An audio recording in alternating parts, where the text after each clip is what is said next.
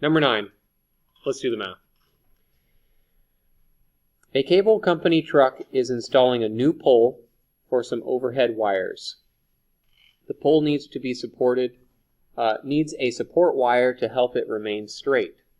How far from the base of the pole should the anchor be cemented into the ground for the wire support if the wire is attached 30 feet high on the pole and we have a 35-foot wire round to the nearest tenth? So here's the pole, here's the wire length. We need to figure out how far away it needs to be so that it will hold it at a 90-degree angle. So we're basically solving for a leg here. So we're going to need to use subtraction to solve for a leg. So we will be doing the hypotenuse squared minus this leg right here. It's placed 30 feet up the pole. So minus the leg squared that we do have will get us this missing leg. I'm going to call it A squared.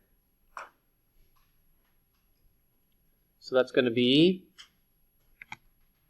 let's do some squaring here. 35 squared, so that's 1225. And I can do 30 squared in my head because 3 times 3 is 9. So that's minus 900 equals A squared. We'll do some subtraction there. So 325